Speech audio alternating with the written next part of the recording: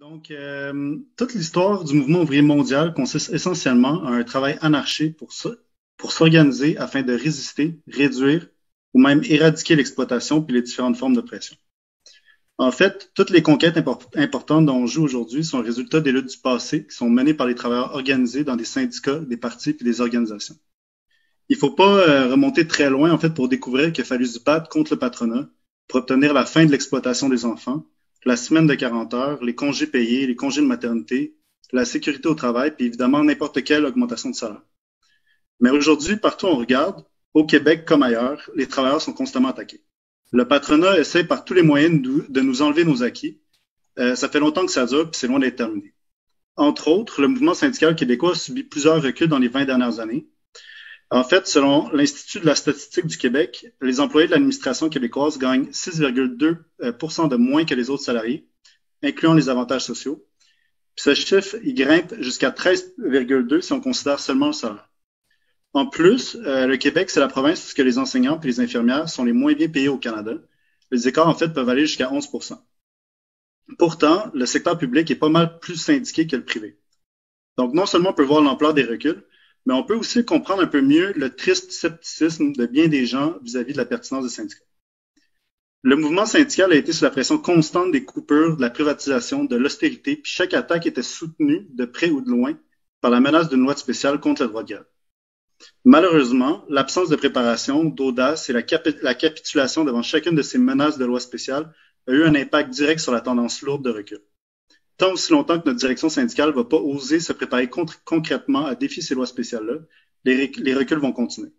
Ceci dit, il n'y a aucun défi qui est insurmontable. La classe ouvrière a une riche histoire de lutte, puis pas juste au Québec, mais en Amérique du Nord en général. La grève des Teamsters de 1934, dont on va parler aujourd'hui, elle s'était déroulée à l'époque durant la Grande Dépression. Avec la crise dans laquelle on se trouve aujourd'hui, c'est pas improbable qu'on vive une période économique similaire. En fait, l'austérité de l'avant-pandémie risque d'avoir l'air d'un pet par rapport à celle qui nous attend.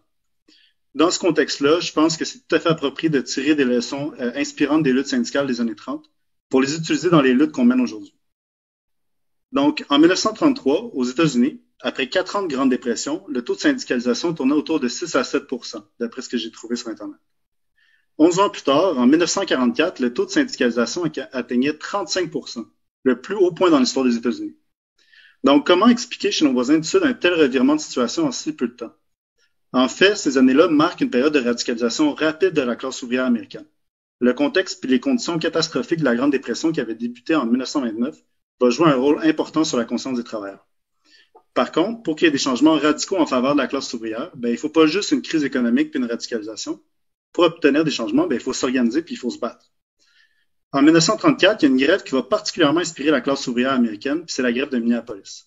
Une lutte qui a été menée par le syndicat des Teamsters, plus précisément par la section locale interprofessionnelle 574 des camionneurs. Qu'est-ce qui est intéressant avec cette grève-là en particulier? Pourquoi je vous gosse avec ça à soir? Ce qui la rend intéressante, c'est qu'elle était dirigée par des marxistes qui savaient organiser, qui savaient comment gagner une grève.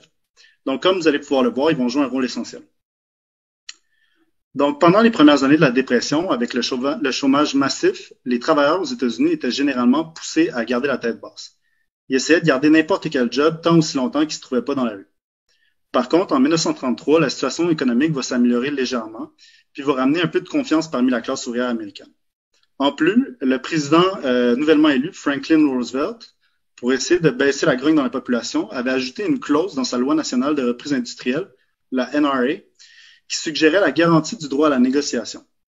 Donc, cette loi-là ne donnait aucune garantie réelle, mais les travailleurs y croyaient quand même, puis ça va leur donner l'impression qu'ils seraient soutenus par le gouvernement dans leur lutte. Donc, au début des années 1930, Minneapolis était un paradis pour les capitalistes, où la timide présence syndicale leur offrait aucune résistance significative. En fait, il n'y avait aucune grève qui avait été gagnée dans les 10 années précédentes. Je dirais même, les patrons de Minneapolis, petits et grands, étaient organisés et formaient en fait un bloc puissant dans ce qui s'appelait l'Alliance citoyenne. L'Alliance citoyenne, elle permettait au patronat de tirer les ficelles, d'imposer leur influence puis la discipline directement sur l'entièreté des milieux de travail de Minneapolis pour empêcher toute forme de lutte syndicale. Le pouvoir de l'Alliance citoyenne s'étendait aussi aux relations amicales qu'elle maintenait avec les gouvernements locaux, la police puis les médias. Je vais juste prendre une gorgée d'eau.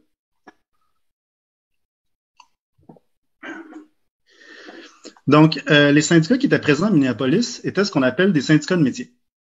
Plus concrètement, ce que ça veut dire, c'est que les travailleurs à l'intérieur même d'une entreprise étaient divisés dans différents syndicats en fonction du type de métier qui était pratiqué par les travailleurs. Même s'ils possédaient tous le même employeur, même s'ils travaillaient tous sur le même toit. Évidemment, ça permettait aux employeurs de se confronter à des syndicats de petite taille, peu puissants, qui pouvaient aisément en fait mettre en compétition les uns avec les autres. Donc, ils divisaient pour mieux régner. Ou en tout cas, ça les aidait à mieux régner. Ce type de syndicalisme-là, le syndicalisme de métier, faisait partie de la tendance plus large qu'on appelle le syndicalisme d'affaires ou le syndicalisme corporatiste. De manière générale, ce modèle de représentation syndicale-là est fondé sur un dédain de toute action sociale et de toute implication politique durable qui n'est pas en lien avec les intérêts étroits et directs du groupe de travailleurs qui est rassemblé dans le syndicat. En fait, le syndicalisme de métier d'affaires vise plus à s'intégrer au monde du capitalisme, à en tirer le plus d'avantages possible qu'à le combattre.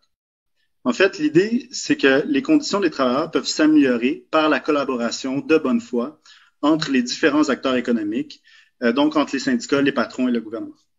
Mais essentiellement, on comprend que pour ce type de syndicalisme, le capitalisme n'est jamais remis en question, ou en tout cas est un mur infranchissable. Puis l'objectif, c'est plutôt de lui donner un visage humain. Hein? Autrement dit, que les travailleurs soient exploités, mais raisonnablement. Allez savoir c'est quoi le juste milieu raisonnable de l'exploitation. Là, ça, je vous laisse y penser. Vous constaterez que les idées du syndicalisme d'affaires sont encore très présentes aujourd'hui.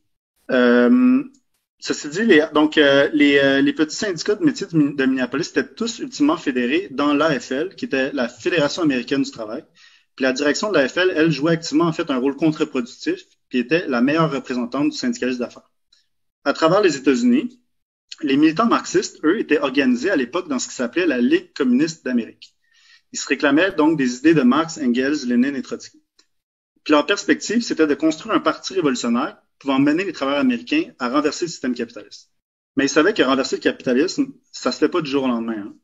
Les marxistes comprenaient très bien en fait que c'était pas seulement en criant révolution sur les toits que les travailleurs allaient soudainement se mettre à les écouter. Donc le rôle des marxistes était de gagner patiemment leur place dans le mouvement ouvrier en participant aux luttes des travailleurs, en montrant autant théoriquement qu'en pratique comment une perspective révolutionnaire permet de faire avancer des luttes concrètes. C'était ça, en fait, l'idée à Minneapolis. La Ligue communiste voulait démontrer en pratique que les marxistes, avec leur perspective de lutte de classe, pouvaient permettre de gagner des luttes contre les patrons.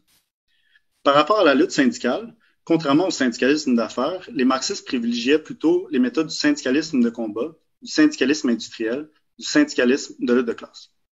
Puis à ce sujet-là, la grève des Teamsters va être une très belle démonstration de tout ça. À l'époque, à Minneapolis, on dénombrait à peine 40 membres de la Ligue communiste, donc quelques-uns qui étaient extrêmement expérimentés, notamment Ray Doon et Carl Skoglund, qui travaillaient donc dans les entrepôts de charbon. Et dans les années précédentes, ils avaient patiemment construit leur force, tant en nombre qu'en qualité, puis ils se trouvaient maintenant avec les moyens de passer à la vitesse supérieure. En fait, à un tel point que c'est seulement avec une poignée de membres dans les entrepôts de charbon qui ont entamé leur campagne pour transformer la ville de Minneapolis en une ville syndicale. Donc, il faut comprendre que les hivers au Minnesota sont assez froids. Hein? Puis à l'époque, c'était le charbon qui était le moyen utilisé pour se garder au chaud. Donc, il y avait plusieurs entrepôts de charbon qui étaient éparpillés à travers Minneapolis puis qui employaient principalement des travailleurs non qualifiés, sous-payés pour accomplir un travail épuisant. Des affaires là, comme des semaines de 54 heures pour genre 15 $. 15 $, je pense que c'était de la semaine. Dans tous les cas, c'était un travail de crève-faim. Le travail consistait en fait à pelleter du charbon pendant plusieurs heures dans des camions qui allaient ensuite le livrer dans les foyers et les commerces pour les chauffer. En plus du caractère donc stratégique du secteur du charbon, ça a donné qu'il y avait quelques membres de la Ligue communiste qui étaient déjà employés, comme je disais. Et à Minneapolis, donc le syndicat des Teamsters, lui, était divisé en plusieurs sections locales, qui eux étaient toutes divisées sur la base des métiers. Donc une pour les livreurs de lait, un pour les livreurs d'épicerie, etc. Puis, par contre, il y avait une section locale qui était, comment dire, un petit peu bâtarde. Elle possédait pas suffisamment de membres qui livraient une marchandise précise, qui pratiquaient, disons, un métier distinct. Donc, ils ne pouvaient pas former leur local sur la base d'un métier précis. C'était donc la section locale interprofessionnelle 574 des camionneurs. Le local comptait au maximum 75 membres. C'est ce syndicat-là qui a été choisi par les militants de la Ligue communiste pour organiser les travailleurs dans les entrepôts de charbon. Par contre, à Minneapolis, comme aux États-Unis en général, le mouvement ouvrier était mené par des dirigeants syndicaux corrompus et inefficaces. Il y avait une vision étroite du syndicalisme, Pardon, et ils se contentaient très bien de petits syndicats de métiers faibles et divisés. Ces gens-là, en fait, n'étaient pas vraiment intéressés à organiser les travailleurs de Minneapolis. En fait, même s'ils avaient voulu le faire, je pense pas qu'ils savaient comment faire. Ils étaient plus intéressés par le confort que leur donnait leur position, leur salaire, leur rythme de vie. En fait, ils vivaient sur une toute autre planète que leurs membres syndiqués. Les campagnes de syndicalisation étaient peu fréquentes puis visaient surtout en fait les travailleurs les mieux rémunérés, cherchaient surtout à aller chercher des cotisations syndicales supplémentaires. Il n'y avait aucune perspective de classe, ils voyaient plutôt la lutte syndicale comme une affaire d'élite qui se déroule dans les hautes sphères. Pour eux, la lutte syndicale, ça ne se déroulait pas sur les piquets de grève, ça consistait plutôt à faire du lobbying avec les patrons, chez les patrons d'entreprise, avec les élus gouvernementaux, etc. Préférait plutôt participer aux tentatives du gouvernement et des patrons d'embourber les conflits de travail derrière les portes closes avec des délibérations interminables dans des commissions de travail, avec des longs processus de négociation, de médiation, d'arbitrage, etc. Donc, ces méthodes-là avaient pour effet d'épuiser puis d'aliéner les syndiqués de la base, leur enlever en fait toute forme d'influence sur l'issue des conflits. Toutes les décisions se prenaient derrière des portes closes et étaient amenées en fait comme des faits accomplis aux membres. C'est des choses qu'on trouve encore aujourd'hui dans le milieu syndical. Ces méthodes-là avaient créé une profonde rancœur vis-à-vis de la direction syndicale pour ses échecs répétés, puis un scepticisme en fait pour toute forme de campagne d'organisation syndicale. Par contre, ces dirigeants syndicaux-là se trouvaient dans une position qui était contradictoire. Leur pouvoir puis leur prestige dépendaient du nombre de syndiqués qui cotisaient pour leur syndicat. Donc, au lieu de juste dénoncer directement ces dirigeants conservateurs puis de tout de suite se les mettre à dos, les militants de la Ligue communiste ont plutôt essayé, en fait, à chaque occasion, de les pousser à appuyer leur démarche ouvertement. De cette façon-là, si les dirigeants syndicaux refusaient d'appuyer leurs propres travailleurs, ou mettons qu'ils changeaient d'idée en cours de route, dans ce cas-là, ils se trouvaient ouvertement discrédités. Et pourquoi choisir le petit local 574 qui avait pas plus de 75 membres puis qui était dirigé par des leaders qui étaient pas sûrs de vouloir se battre? L'avantage du 574, c'est que c'était possible d'utiliser en fait son statut vague de syndicat interprofessionnel pour en tirer quelques avantages. En fait, le plan de Ray Doon puis de Carl Skoglund, c'était qu'avec une campagne d'adhésion couronnée de succès, c'était possible d'inonder le local de nouveaux syndiqués qui provenaient de tous les secteurs de l'industrie du transport routier. Ça devait être fait suffisamment rapidement pour pas que les dirigeants syndicaux conservateurs puissent les disperser dans les différents syndicats de métier. Donc, une campagne de syndicalisation, ça peut avoir l'air assez banal aujourd'hui. Mais en fait, dans le contexte de Minneapolis, qui était une ville antisyndicale par excellence, il fallait mener une lutte de classe acharnée juste pour avoir un syndicat. C'est-à-dire que la lutte ne pouvait pas être gagnée par une approche de compromis ou d'en appeler à la bonne foi des patrons. Il allait devoir mener la lutte jusqu'au bout. Donc, le principe général était de, premièrement, gagner une victoire pour le syndicat en reliant les entrepôts de charbon au syndicat, puis de transformer cette victoire-là en un tremplin qui permettrait de lancer une campagne pour syndiquer l'entièreté de l'industrie du camionnage de Minneapolis. En fait, le plan, c'était de renverser la tradition contre-productive des syndicats de métier pour implanter celle du syndicalisme industriel, de plus distinguer puis diviser les travailleurs sur la nature de la marchandise qu'ils transportaient dans leur troc, mais plutôt de les unir en fait sur leurs intérêts communs, sur une base commune, sur une base de classe. Évidemment, avec la direction syndicale en place, qui n'avait pas vraiment l'intention de lutter, ça valait pas la peine d'attendre après elle. C'est pourquoi, à l'hiver de 1930-1931, il y a une tactique qui va être développée pour la formation d'un comité organisateur dans le local 574, composé des membres de la base, avec le mandat d'amener des nouveaux membres au syndicat. Malgré que le comité avait été endossé officiellement, dans les faits, le comité organisateur fonctionnait de façon virtuellement indépendante de la direction locale. Donc, à travers 2 ans de travail patient dans le comité organisateur, les militants de la Ligue communiste vont réussir à former autour d'eux un petit noyau de sympathisants. Puis en 1933, ils vont lancer une campagne de syndicalisation pour le 574. C'est de cette façon-là qu'ils vont recruter des nouveaux membres pour le syndicat, mais aussi quelques précieux membres ou sympathisants proches de la Ligue communiste. À travers le travail du comité, le local 574 va aussi pouvoir aller chercher le soutien, la solidarité de plusieurs autres syndicats dans leur démarche. Puis cette solidarité-là va être essentielle pour les conflits qui vont suivre. Il y a une opportunité importante qui va se présenter quand la compagnie où travaillaient Skoglund puis Ray Doon va absorber en fait d'autres petits entrepôts de charbon. Puis de cette manière-là, va élargir en fait le nombre de travailleurs avec qui ils pouvaient entrer en contact.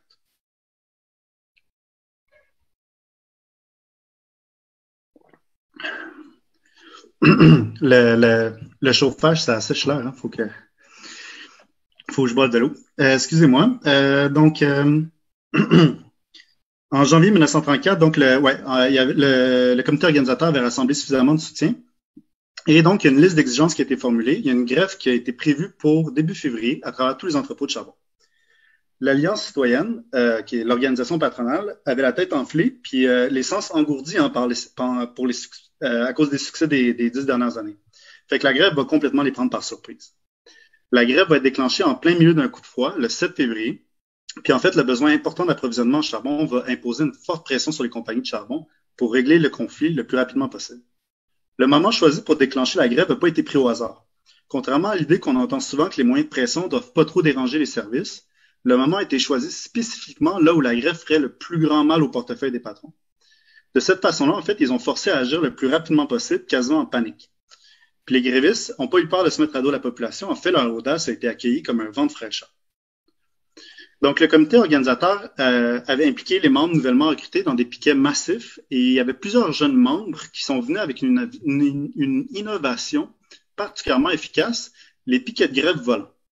Donc, la nature du travail qui entourait la livraison par camion amenait des défis, notamment pour le maintien de piquets de grève statiques, là, classiques, là, comme on voit régulièrement, pour empêcher les briseurs de grève de briser la grève. Les piquets volants, en fait, ce qu'ils permettaient de faire, c'était d'intercepter les camions des SCAB pour les empêcher de compléter leur livraison. Pendant leurs interceptions, s'ils n'arrivaient pas à convaincre les SCAB de changer de camp et de rejoindre la grève, ben, ils vidaient le chargement du camion au milieu de la rue, puis that's it. Donc, en seulement 3 jours, la grève était terminée avec plusieurs succès. Les membres du syndicat avaient gagné en expérience et en confiance. Il y avait des améliorations mineures sur les salaires et les heures qui ont été gagnées. Mais surtout, ils ont réussi à obtenir la reconnaissance syndicale à travers l'industrie. Ils avaient accepté de reculer sur cette demande pour gagner celle-là. C'était pour elle, en fait, qui avait commencé la lutte, puis c'était plus que suffisant pour enclencher la prochaine phase de la lutte. En fait, l'annonce de ces gains-là va se répandre comme un vent de fraîcheur pour les travailleurs de Minneapolis. L'enthousiasme pour la syndicalisation va être ravivé par cette victoire. Et donc, après cette victoire bien méritée, le comité organisateur s'est tout de suite remis à la tâche, puis en fait, va aller visiter les plateformes de chargement, les entrepôts, les garages, n'importe où ils pouvaient trouver des travailleurs. Puis là où ils ont trouvé des travailleurs, ben, en fait, ils ont pu constater qu'ils étaient attendus avec enthousiasme pour signer leur carte de membre. Puis en fait, c'est pas tant étonnant, hein? L'envie de se syndiquer est pas mal plus forte quand c'est pour un syndicat qui gagne ses luttes. Donc, avec tous ces nouveaux membres syndiqués sur des nouveaux milieux de travail, de nouvelles conditions de travail devaient être négociées. C'est qui est le mieux placé pour savoir c'est quoi qu'il lui faut sur son milieu de travail? Bien évidemment, c'est les travailleurs eux-mêmes. C'est pourquoi le comité organisateur va demander aux membres de récolter puis de lister leurs demandes pour qu'ils puissent les amener à l'employeur. En impliquant directement les nouveaux membres dans la rédaction des demandes, en fait, chacun de ces nouveaux membres-là se voyait transformé à leur tour en organisateur. Ces nouveaux membres-là, en fait, se retrouvaient à récolter des nouvelles cartes de membres chez leurs collègues, simplement en allant leur expliquer les demandes pour lesquelles le syndicat se battait. Et donc, en seulement quelques temps, la nouvelle phase de campagne de syndicalisation avait été complétée. Puis en fait, une démonstration de force était devenue nécessaire pour que les membres puissent réaliser la nouvelle puissance qu'ils possédaient, mais aussi pour montrer en fait leur force à l'employeur qui préparait déjà une contre-offensive. Donc, une conférence de masse va être organisée le 15 avril dans un théâtre au centre-ville. Puis le théâtre va être bondé. Puis après les discours, il y a une pause qui va permettre de faire signer encore plus de cartes de membres. Donc, à cette étape-là, le syndicat était passé d'un maigre 75 membres, il y a 1 an, pour maintenant se trouver fort de 3000 membres.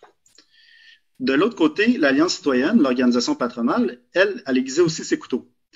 En fait, elle mobilisait ses forces en vue de briser toute initiative du syndicat, notamment par une campagne de salissage médiatique et par l'embauche de briseurs de grève en prévision d'une deuxième grève potentielle. En fait, malgré l'entente de la dernière grève, l'Alliance citoyenne était déterminée à ne pas reconnaître l'insultante attaque à son autorité qu'avait été la victoire précédente. Elle avait demandé aux employeurs de ne pas reconnaître le syndicat et de négocier individuellement avec chaque travailleur. Donc, un nouveau conflit était inévitable. En réplique, le 574 est allé chercher le soutien des groupes de chômeurs. Donc, à travers l'aide de camarades de la Ligue communiste, qui militaient déjà depuis longtemps dans les organisations locales des chômeurs, les organisateurs du 574 ont pu commencer à organiser un groupe représentant les chômeurs dans leur propre local. En fait, ils invitaient tous les chômeurs à joindre au piquet de grève puis à les aider dans la lutte. Donc, de cette façon-là, ils réduisaient en fait considérablement la capacité à l'Alliance citoyenne de recruter des briseurs de grève parmi les chômeurs.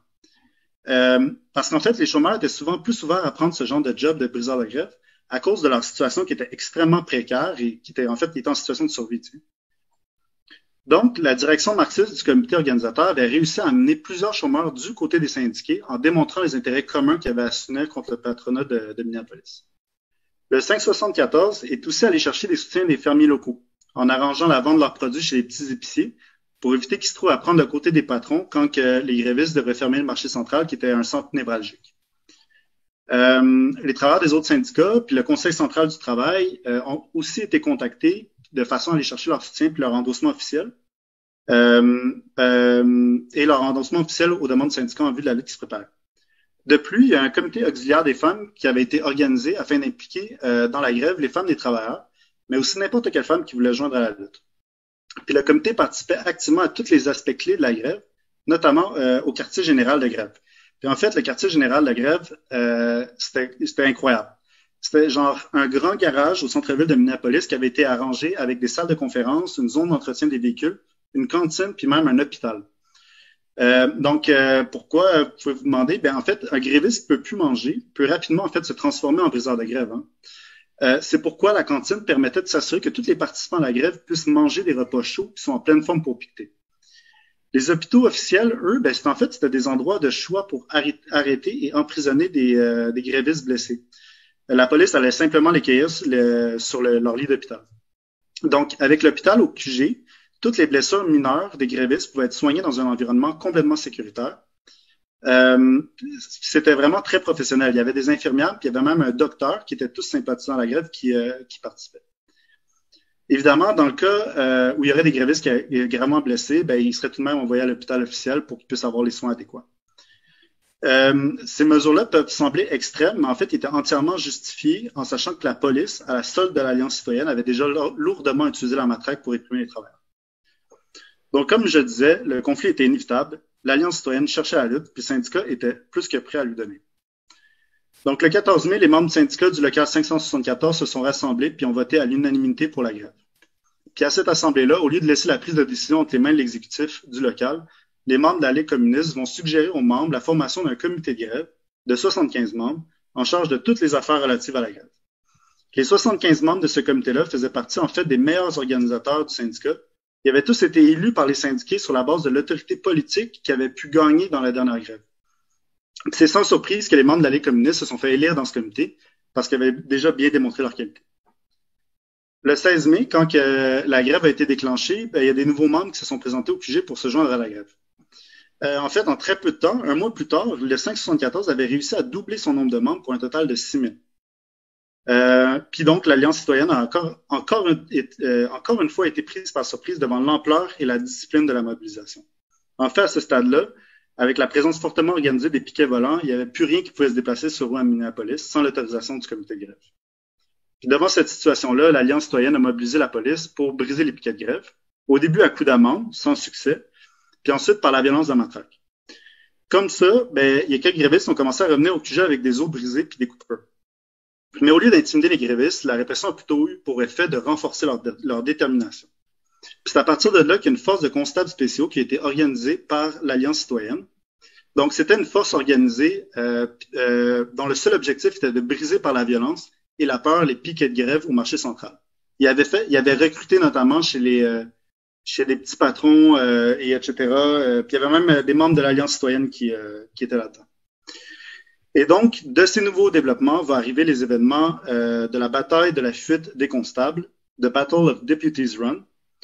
Et donc, les grévistes s'étaient préparés à la brutalité qui s'en venait. Et dans cette bataille-là, ils vont réussir à donner plus de coups qu'ils en recevaient. Ils ont réussi en fait à expulser puis à faire fuir les constables spéciaux et la police, qui eux, ils pensaient pouvoir tranquillement tabasser les grévistes. Les grévistes avaient réussi à garder le marché central fermé, puis l'audace et la défense des grévistes vont à nouveau élargir leur support dans la population. En fait, tout le monde était vraiment content de voir que pour une fois, c'était au tour de la police de recevoir les coups. Ceci dit, cette initiative-là n'est pas venue de nulle part. Les membres de la Ligue communiste qui menaient la grève, c'était des marxistes. Donc, ils avaient passé des années à étudier l'histoire du mouvement ouvrier, les idées de Marx. Ils comprenaient que l'État et la police, c'est pas une force neutre. C'est pas un arbitre impartial pour la loi et l'ordre, mais c'est plutôt en fait un outil essentiel pour le patronat, pour qu'ils puissent réprimer les travailleurs quand ils en ont besoin. C'est cette compréhension-là, elle avait été transmise aux membres du syndicat qui envoyaient en fait la confirmation dans la pratique. C'est pour ça qu'en fait, la répression policière n'est pas arrivée comme une surprise. Puis en fait, ils s'y étaient justement très bien préparés.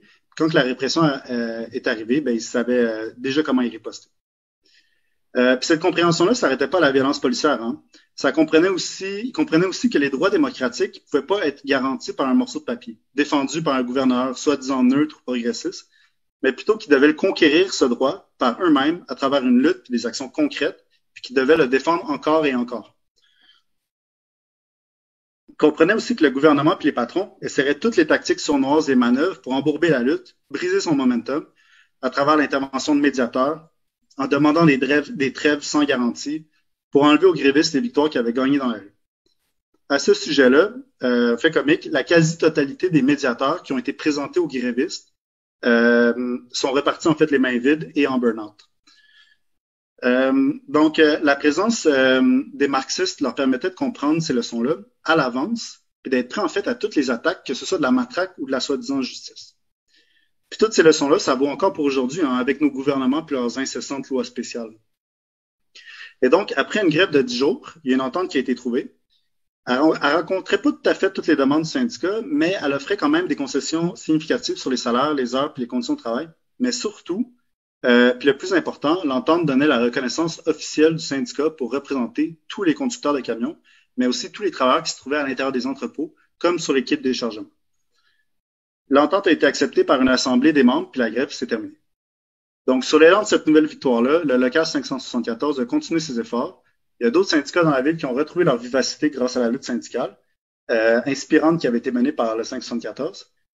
En fait, il avait démontré les avantages et la force de la syndicalisation en pratique. Mais l'Alliance citoyenne, elle a recommencé son agitation auprès des employeurs, des employeurs des camionneurs, pour effriter en fait tous les gains obtenus par les ententes. Donc, c'était clair que l'employeur forcerait le syndicat dans une nouvelle grève très rapidement. Le local 574 a donc à nouveau recommencé à construire et à mobiliser son soutien dans la population, dans le syndicat, en vue d'être prêt pour la prochaine lutte. Dans cette optique-là, le local va organiser une manifestation de masse le 6 juillet au centre-ville, où environ 12 000 travailleurs vont participer, puis est encouragé des trottoirs par environ 6 000 observateurs. À la manifestation, le syndicat a averti le patronat que si ces demandes n'étaient pas rencontrées d'ici le 11 juillet, une grève serait déclenchée, puis encore une fois, qu'il n'y aurait plus un seul camion qui circulerait dans la ville. Donc, les demandes du syndicat ont été refusées. Et voilà, fait que la grève. Hein. Et avec la riche expérience de la grève de mai, ce que le local 574 va faire, c'est qu'il va élire en fait un nouveau comité de grève, cette fois-ci composé de 100 membres. Encore une fois, les membres élus de ce comité étaient les membres qui avaient prouvé leur valeur dans la grève de mai précédente. Et de cette façon-là, ils possédaient une connexion rapprochée puis représentaient le mieux les membres de la base du syndicat. En fait, c'était comme les délégués de chaque milieu de travail. Au lieu d'avoir un comité de négociation qui serait isolé derrière des portes closes, ils ont plutôt formé en fait un comité de contact qui était composé de 2 membres élus par le comité de grève pour servir de lien entre le comité de grève et les employeurs. Le comité de contact, ce qu'il va faire, c'est qu'il va expliquer aux employeurs qu'eux, en fait, ils n'avaient pas le pouvoir de prendre aucune décision, d'accepter aucune concession. Tout ce qu'ils pouvaient faire, c'était rapporter les demandes au comité de grève qui pourrait ensuite discuter et voter des décisions. Ça faisait que toutes les décisions qui étaient prises dans le cadre des négociations étaient très démocratiques, puis sous la supervision rapprochée, en fait, des membres de la base à travers leur centre dirigeant de confiance qu'ils avaient élu. Le local 574 va aussi commencer à imprimer le premier bulletin de grève journalier dans l'histoire syndicale des États-Unis. Le bulletin s'appelait The Daily Organizer. C'est un journal modeste de 4 pages, donc 2 pages tabloïdes, qui va rapidement devenir en fait la source par excellence pour contrer les mensonges des médias du big business. L'utilisation du journal, en fait, c'est une méthode qui est typiquement marxiste. En fait, comme avec l'État, il comprenait très bien que les médias capitalistes n'étaient pas neutres. Il l'avait montré à maintes reprises.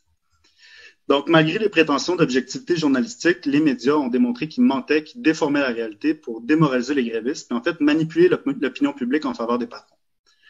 Je suis sûr que je vous apprends rien en vous disant que c'est encore le cas aujourd'hui. Il faut juste ouvrir le Journal de Montréal pour le constater. Le journal des grévistes était vendu dans la rue par des volontaires sur le comptoir des bars, dans les petits magasins, n'importe où. À travers les contributions solidaires, il a rapidement pu s'autofinancer, puis en fait même financer la grève. Puis le titrage du journal a rapidement grandi jusqu'à 10 000 copies par jour. Le journal va continuer sa publication tout au long de la grève, puis en fait va jouer un rôle majeur dans la victoire des grévistes. Chaque nouvelle campagne de salissage médiatique était tournée au ridicule, permettait de diffuser des consignes, des orientations au mouvement, puis en fait, y inspirait à la lutte. Ceci dit, pour cette troisième grève-là, la police, cette fois-ci, s'était armée de fusils à pompe pour la première fois. En fait, elle avait été instruite de les utiliser pour briser les piquets. Donc, le 20 juillet, il y a une embuscade qui a été organisée par la police contre une escouade de piqueteurs qui n'étaient pas armés, puis la police va leur tirer dessus. La fusillade va blesser 67 piqueteurs, dont 3 qui vont se trouver dans un état critique. Il y a 2 de ces piqueteurs-là qui vont succomber à leurs blessures, puis la fusillade va être baptisée le vendredi sanglant. Donc, cette attaque sordide va enrager la classe ouvrière de Minneapolis. Le journal va être largement utilisé pour démontrer le vrai visage de la police puis de l'Alliance citoyenne. Et de cette façon-là, ben, ils vont encore aller chercher en fait un soutien encore plus large dans la population, puis ils vont transformer cette répression-là en une nouvelle arme pour la grève. Il y a une manifestation de protestation qui va rassembler 15 000 travailleurs. Puis plus tard, il y a aussi une marche funéraire que vous pouvez voir une photo derrière moi pour payer les hommages à Henri Ness, qui avait été mort des tirs de la police, qui va être organisée puis qui va rassembler 20 000 travailleurs. Donc, dans ce contexte largement envenimé, le gouverneur Olson, le gouverneur du Minnesota à l'époque, avait alerté la garde nationale et cherchait en fait n'importe quelle excuse pour la faire intervenir puis mettre fin à cette grève-là. En fait, la situation était critique. Les dirigeants de la grève devaient trouver le juste milieu dans l'escalade des moyens de pression, jusqu'à un niveau insoutenable pour le patronat, mais sans prendre le risque de perdre le momentum. Farrell Dobbs, dans son livre Teamster Rebellion, je sais pas si non, le overlay marche pas. Je sais pas, en tout cas, très intéressant. Ah ouais, on le voit, ok. Il soulignait que si la situation de révolte qui existait à Minneapolis avait été généralement la même à travers le reste des États-Unis, ben, ça aurait été possible de poser la question de quelle classe qui dirige la société. Par contre, vu que la lutte était confinée à Minneapolis, ça aurait été en fait un suicide de chercher à conquérir plus que ce que leur force leur permettait réellement. Donc, avec la police, qui est incapable de mobiliser suffisamment de force pour protéger les SCAB, puis rétablir le déplacement de suffisamment de camions, donc de briser la grève, le gouverneur Olson va finalement demander l'intervention de la garde nationale le 26 juillet. Donc, grosso modo, il va déclarer la loi martiale.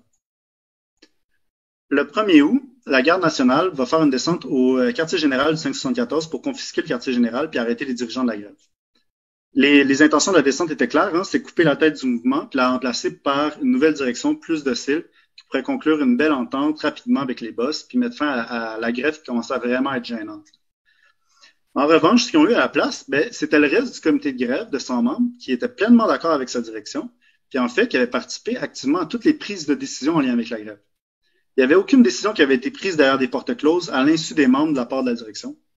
Et donc, la force d'un syndicat dont le fonctionnement était basé pleinement sur la confiance dans le jugement de ses membres, en la démocratie de ses membres, avait été merveilleusement démontrée. Donc, devant le peu de résultats, ben, le gouverneur Olson il a compris que c'était mieux en fait de retirer la garde nationale du QG puis de rendre la liberté aux dirigeants de la grève. Puis à partir de là, ben, la lutte va en fait se transformer en une genre de guerre d'usure, un peu comme une drôle de danse où la garde nationale puis les piquets volants vont escorter les briseurs de grève en attendant que l'un ou l'autre ait plus les ressources pour continuer à faire ça. Puis finalement, ben, c'est le président Roosevelt qui va intervenir pour mettre fin à tout ça. En fait, avec des élections qui approchaient en novembre, Roosevelt était vraiment inquiet de la capacité du gouverneur Olson à sortir de ce conflit-là sans trop de dommages à son image. Et donc, pour aider Olson avec la grève, Roosevelt a envoyé un nouveau médiateur fédéral dont le mandat était de mettre fin à la grève coûte que coûte. Puis finalement, le local 574 a remporté une victoire décisive et ont remporté la reconnaissance syndicale industrielle. Donc, c'est avec seulement quelques marxistes expérimentés dans un entrepôt de charbon en 1933 qu'en août 1934, il avait réussi à organiser l'entièreté de l'industrie du camionnage. En un an, la ville avait été transformée d'un paradis patronal en une ville syndicale. Pour la première fois, en fait, le syndicat des Teamsters avait été organisé sur une base industrielle au lieu de le faire par métier. Cette victoire-là va paver la voie, en fait, pour une campagne de syndicalisation bien plus large qui va être effectuée par le 574 dans les années suivantes. En fait, il y a aussi plusieurs des participants à la grève puis aux luttes suivantes qui vont rejoindre les rangs de la Ligue communiste qui vont être gagnés aux idées révolutionnaires. De plus, la victoire écrasante de Minneapolis, combinée au succès de d'autres grèves majeures qui ont eu lieu à travers le reste des États-Unis, dont celle de Toledo et de San Francisco, vont vraiment ouvrir la voie, notamment à la vague de grèves d'occupation assise dans l'industrie de l'automobile en 1936, qui va ultimement mener à la formation du CIO, qui est le Comité des organisations industrielles, donc un genre de centrale syndicale industrielle. Les marxistes entendent souvent en fait des critiques des militants honnêtes qui nous disent qu'il faut faire quelque chose maintenant, hein, puis que tout ce qu'on fait, nous, les marxistes, ben, c'est qu'on reste assis puis on lit des livres écrits par des vieux. Mais l'affaire, c'est que la préparation théorique, en fait, c'est un guide essentiel pour l'action. C'est la compréhension préalable du rôle de la police, du gouvernement, des médias, etc., qui va leur permettre d'être prêts, en fait, à chaque tournant critique de la lutte. Puis pour obtenir ce niveau de compréhension-là, ben, ils se sont éduqués dans les idées de Marx, ils ont lu des livres, puis ils ont aiguisé leurs idées à travers la discussion, puis à travers la pratique politique, puis ils ont pris le temps qu'il fallait pour en arriver là. Il y a plusieurs éléments dans cette grève qui ont été amenés en fait par les marxistes. Il y a la préparation de la grève jusqu'au moindre détail, il y a la combativité puis la lutte avec une perspective de classe claire. Il n'y avait aucune confiance envers les médiateurs gouvernementaux, l'État, les promesses des patrons. Et ils n'abandonnaient pas la lutte avant de l'avoir menée jusqu'au bout. Il n'y avait aucune confiance envers les médias. L'utilisation du journal pour rectifier les faits, pour mobiliser puis financer la grève était très importante, puis ça venait d'eux. Il y avait une utilisation maximale de la démocratie puis une confiance inébranlable en l'intelligence, le jugement puis la créativité des grévistes, comme avec l'idée des piquets volants puis du comité de grève de 100 membres. Puis l'éducation collective des grévistes par les assemblées, le journal ou tout autre moyen était aussi extrêmement importante. La mobilisation constante et massive pour obtenir une solidarité large du mouvement ouvrier était aussi un autre élément. Et en fait, ils ont tout fait pour réduire au maximum la capacité des patrons de mobiliser des priseurs de grève par la cantine, notamment l'implication des chômeurs, le journal, etc. Donc, tous ces éléments-là étaient essentiels pour construire un puissant syndicat démocratique avec un haut niveau de conscience de classe dont les gains résonnent encore aujourd'hui. En fait, ils ont juste réveillé le potentiel de la classe ouvrière de Minneapolis. La classe ouvrière est capable de gagner une grève si elle s'éduque et s'organise de façon appropriée. Donc, si vous voulez militer pour amener ces idées, ces méthodes combatives dans le mouvement d'aujourd'hui pour combattre les lois spéciales, la CAQ, l'austérité capitaliste, joignez-vous à la riposte syndicale. Il y a une place pour vous dans la lutte. En fait, seul, face au patron, on n'est rien, mais organisé, avec les idées marxistes, les bonnes méthodes puis le bon programme, on se trouve avec la force de centaines de milliers de personnes. Merci beaucoup.